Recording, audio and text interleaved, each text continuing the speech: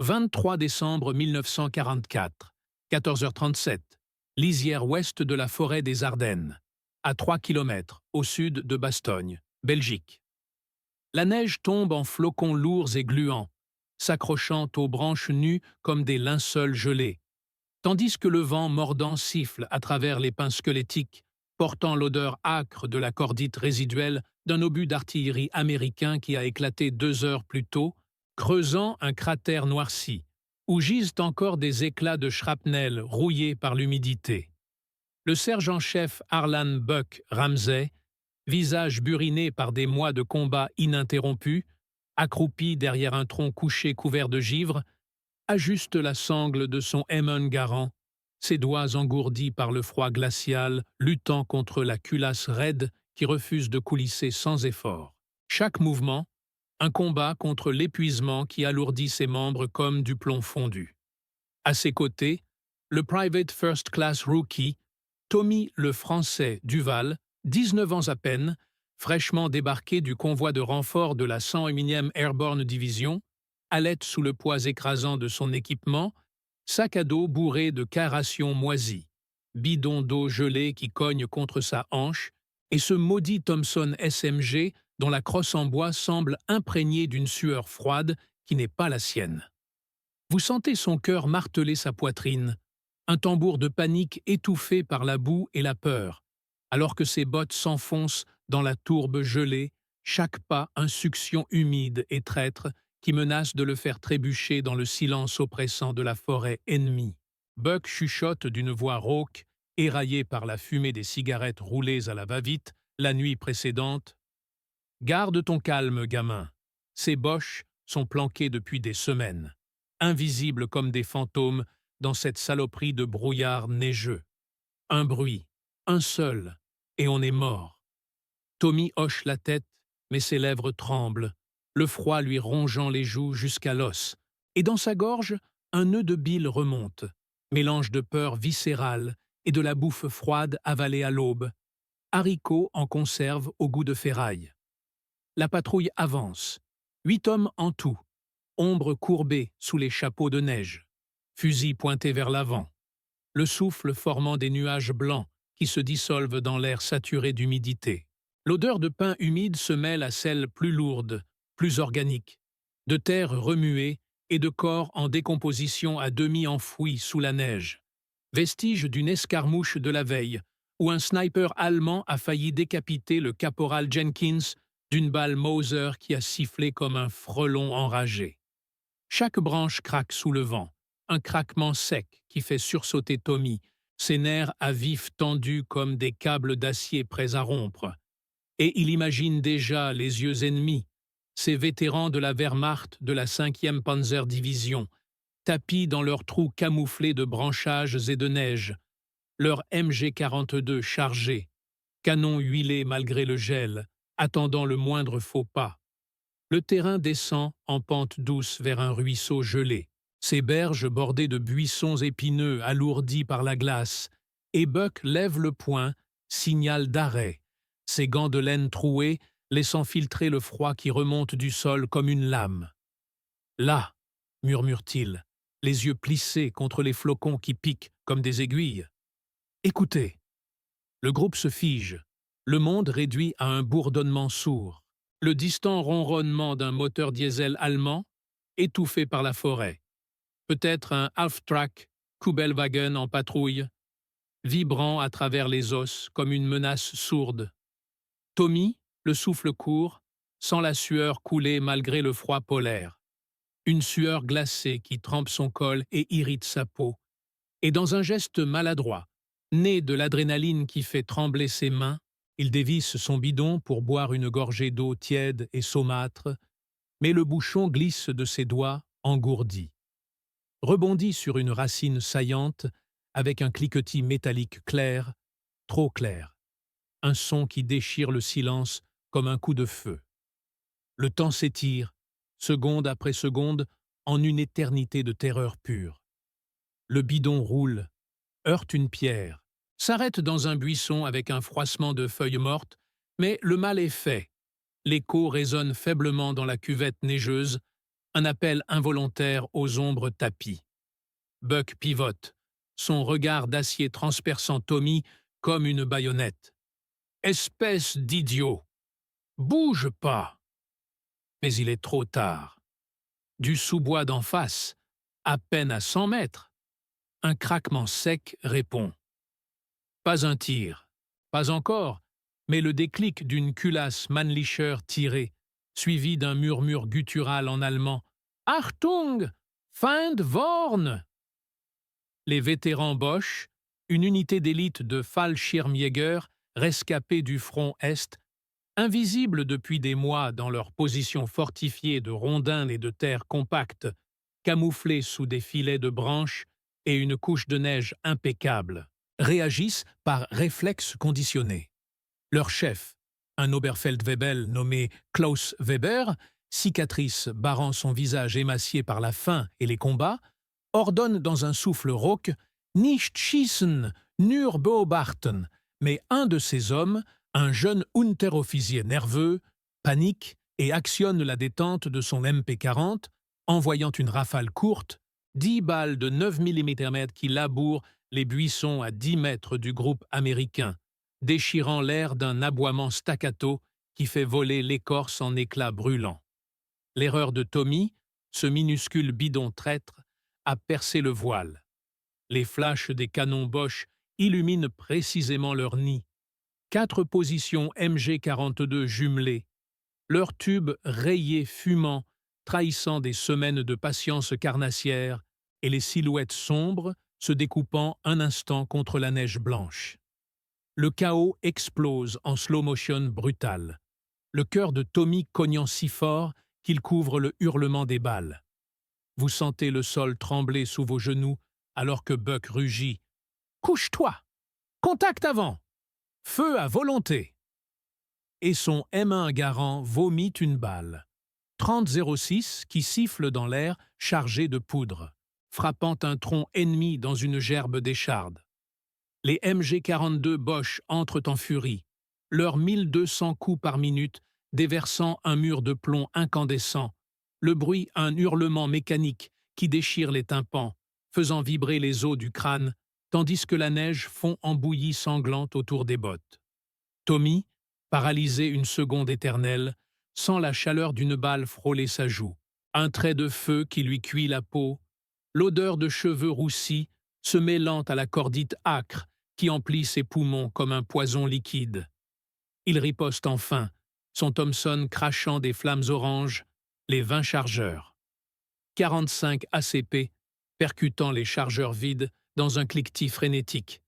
Mais ses mains tremblent, chaque recul un choc qui remonte dans ses épaules endolories, et il rate sa cible, pulvérisant seulement des branches qui pleuvent en fragments gelés.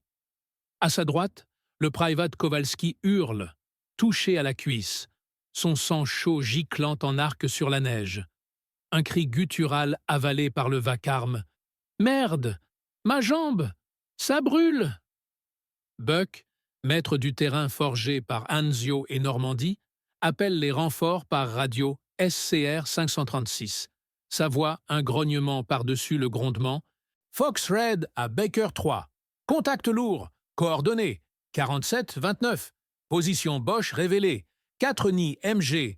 Demandez appui. 80 mm mortier. » Le radio grésille, l'opératrice de la batterie lointaine répondant d'une voix monocorde. « Appui en route. Temps d'impact 5 mics. » 5 minutes. Une éternité sous le déluge de feu. Les Allemands, ces vétérans endurcis aux yeux creux de loups affamés, réalisent trop tard leur bévue.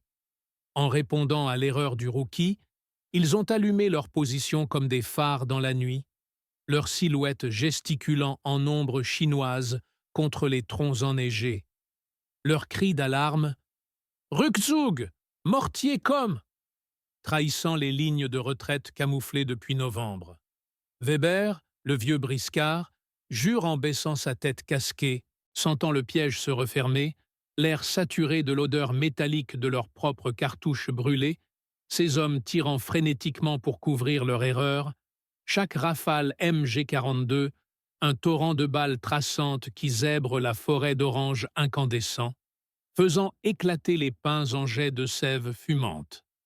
Tommy rampe en avant, ventre au sol dans la boue gelée qui aspire ses coudes comme des griffes.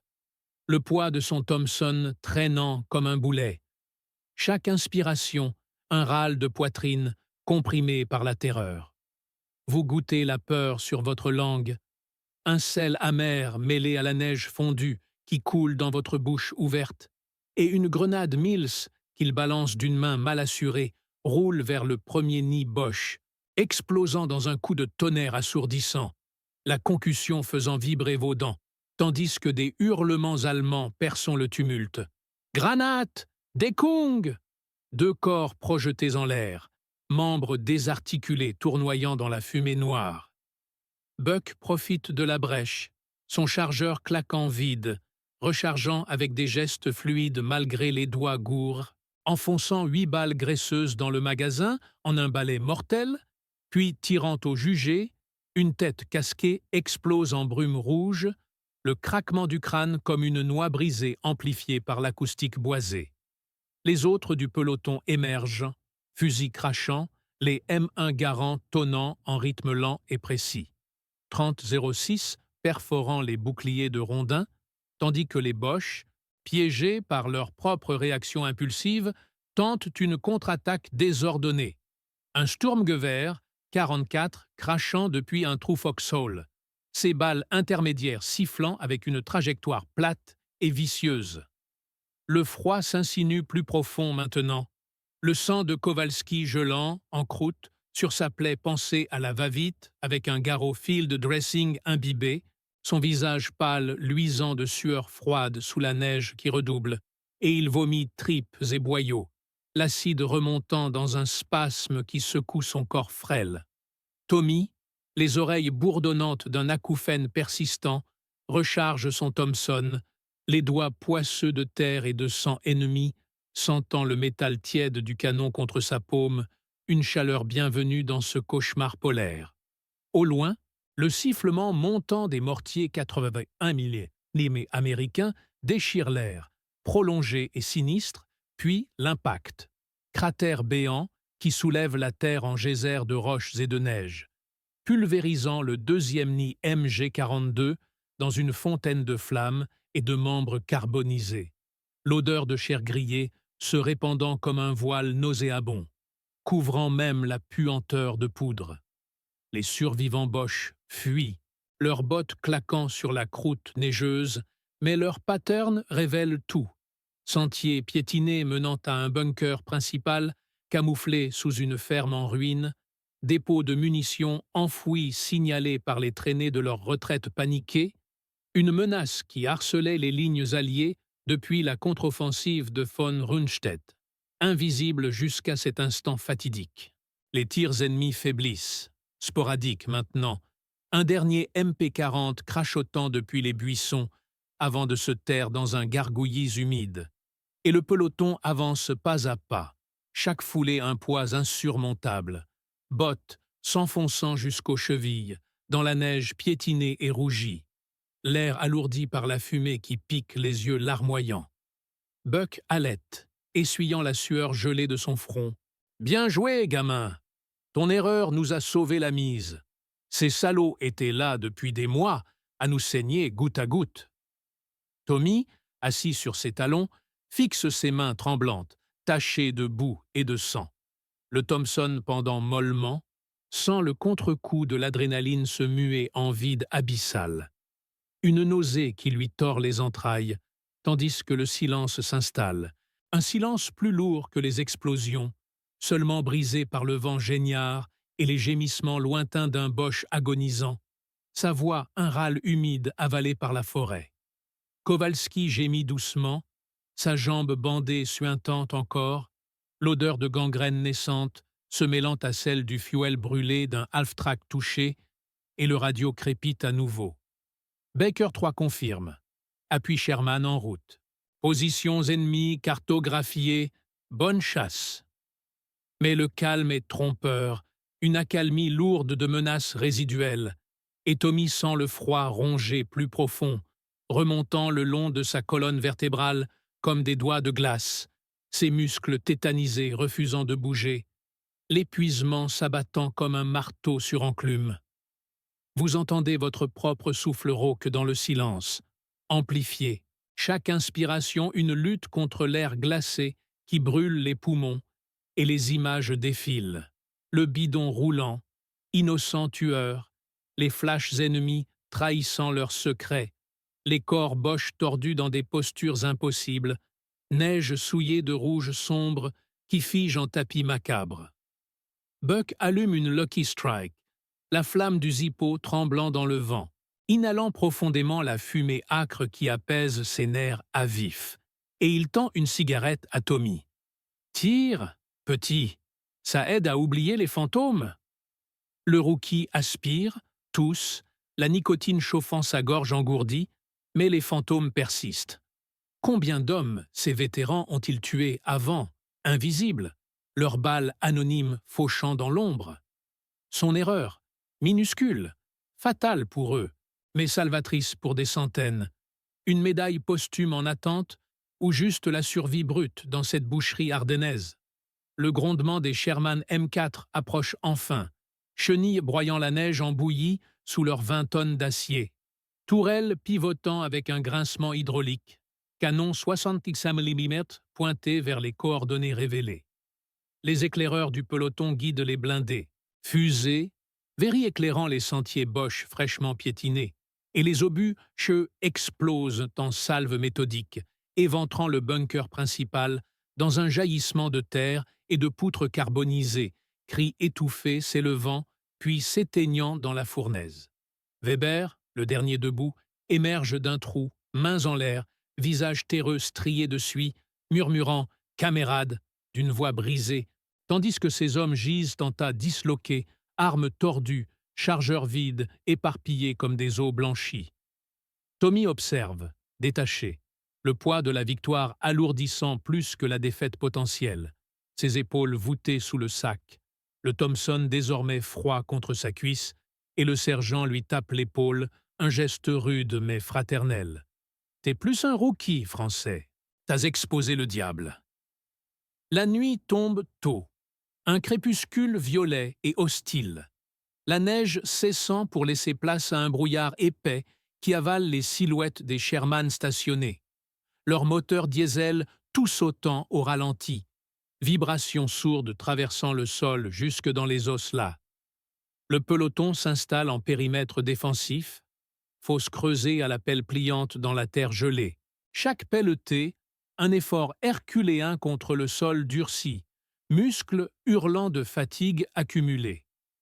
Tommy veille le premier tour, adossé à un tronc, M1 sur les genoux, les yeux scrutant l'obscurité où percent sporadiquement les lueurs des phares alliés. Et la peur ressurgit, sournoise, imaginant des ombres Bosch rescapées rampant dans le noir, baïonnette en avant. Le froid mord sans relâche, doigts invisibles s'infiltrant sous les vêtements trempés.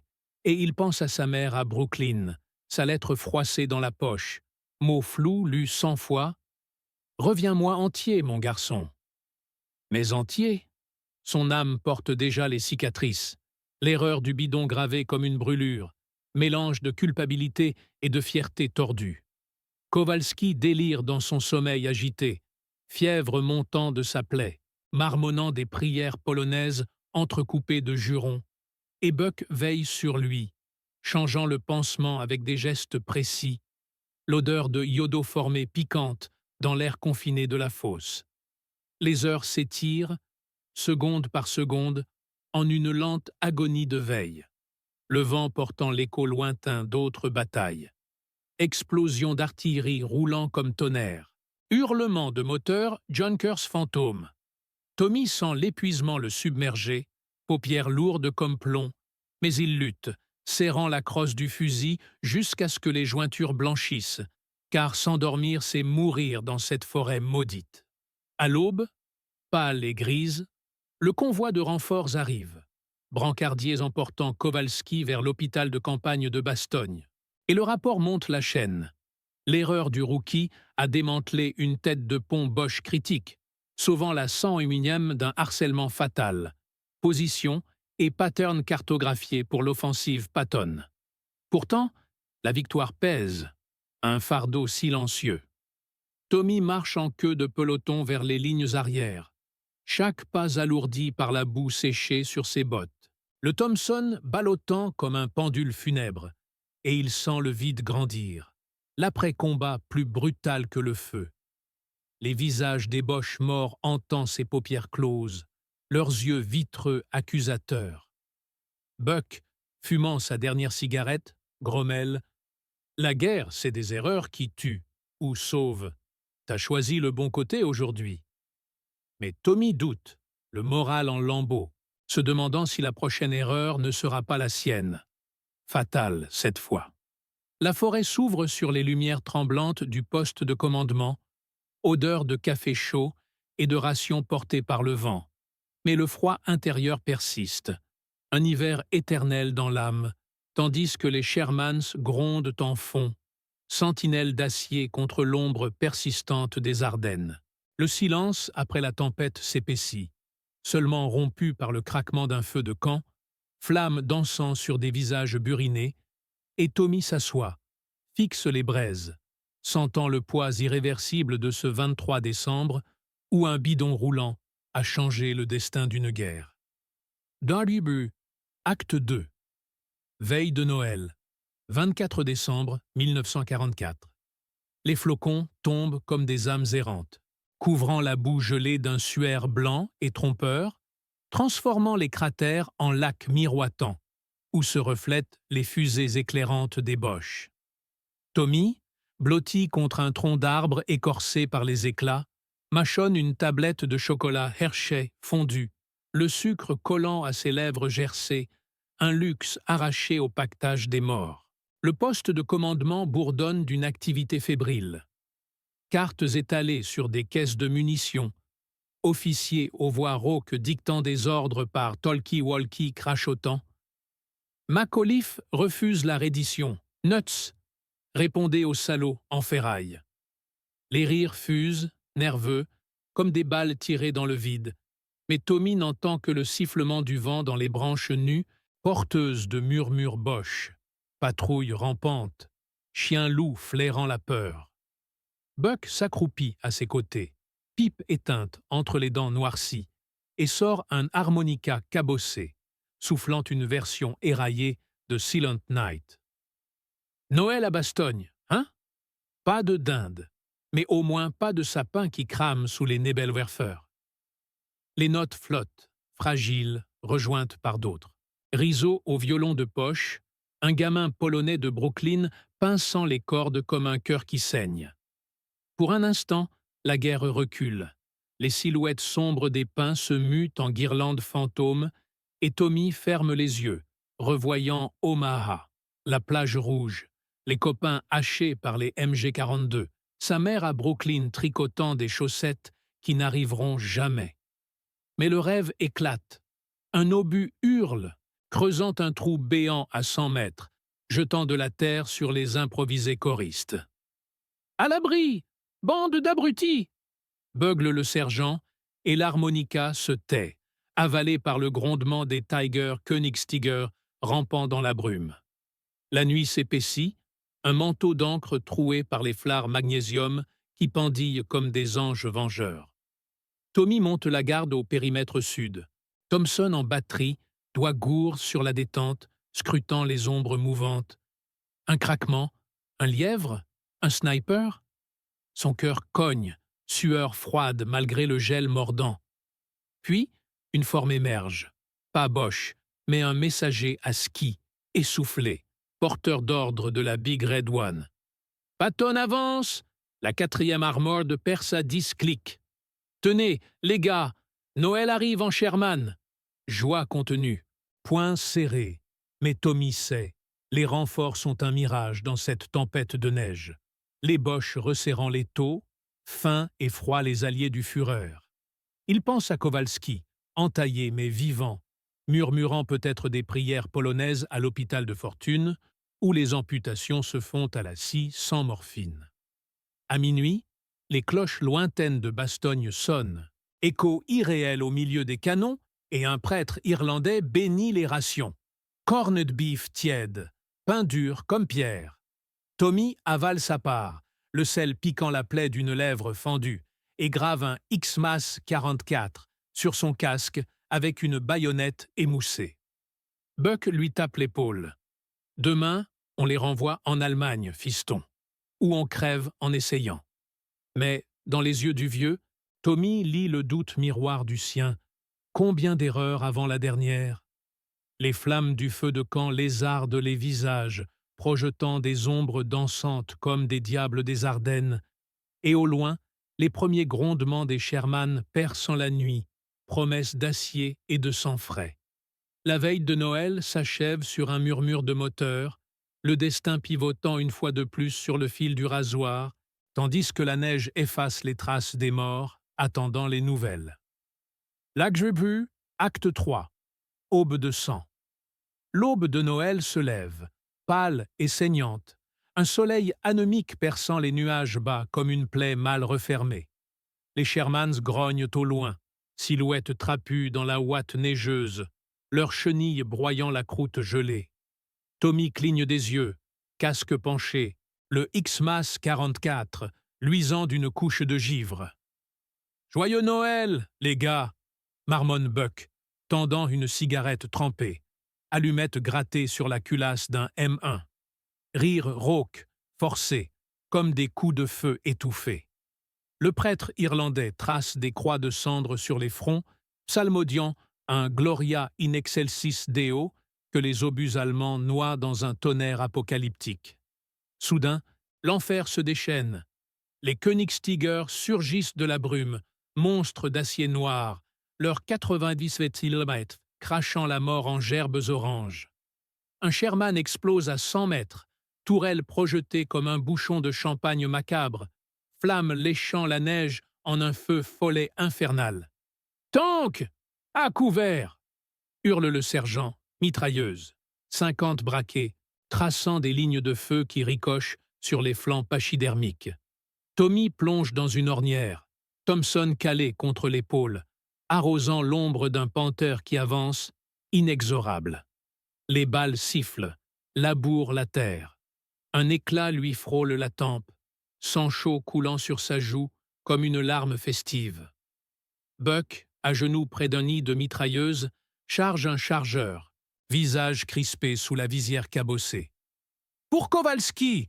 Pour les States !» rugit-il, et la MG42 adverse s'éteint dans un hoquet de métal tordu. Mais un sniper Bosch, tapi dans un pain déchiqueté, cueille le vieux d'une balle en pleine poitrine. Buck s'affaisse, main crispée sur son dog-tag, bouche ouverte sur un dernier juron. Merde. Pas à Noël.